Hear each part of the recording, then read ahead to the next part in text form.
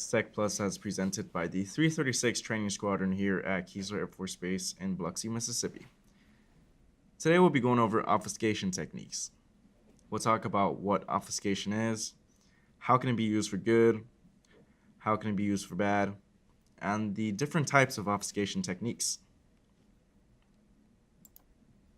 So first of all, what is obfuscation?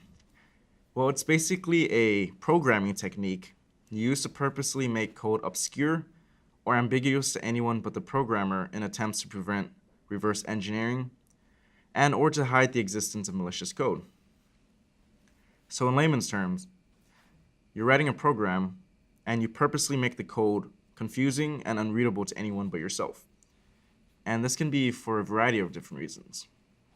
And we'll be talking about the different reasons as we progress through the slides. So how can obfuscation be used for good?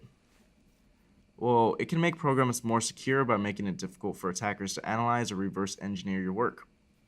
If attackers can't understand your work, they probably can't analyze or reverse engineer it. Software developers may release their programs for public use, but may not want their code to be replicated or pirated. Again, if they can't understand your code, they probably can't replicate it or pirate it. Now, how can obfuscation be used for bad? Malicious code can be obfuscated and then injected into applications that carry out important functions. So, for example, it is common for many programmers to import code from third-party code libraries or software development kits in their programs.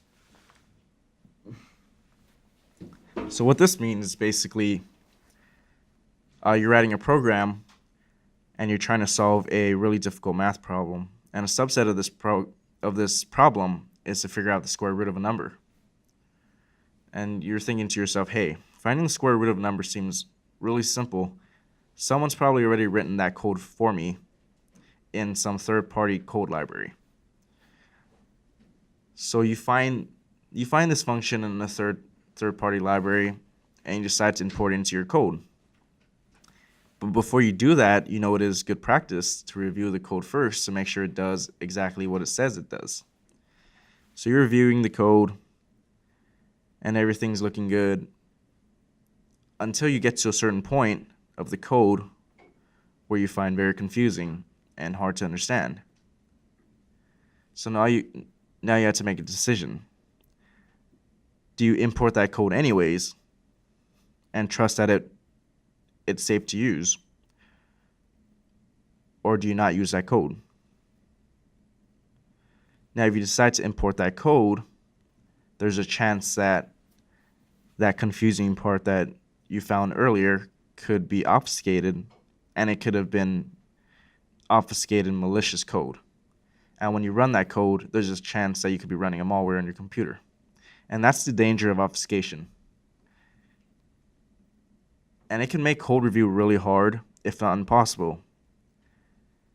And even if you know exactly what obfuscations were made, code review can still be difficult. Also, when malware is detected, its obfuscated code can make it extremely difficult to analyze or to reverse engineer. This makes the malware harder to predict and gives it an added layer of protection against anti-malware programs and analysts.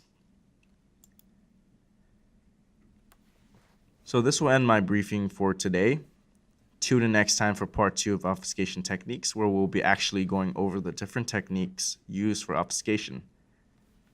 Thanks for listening, and have a great day.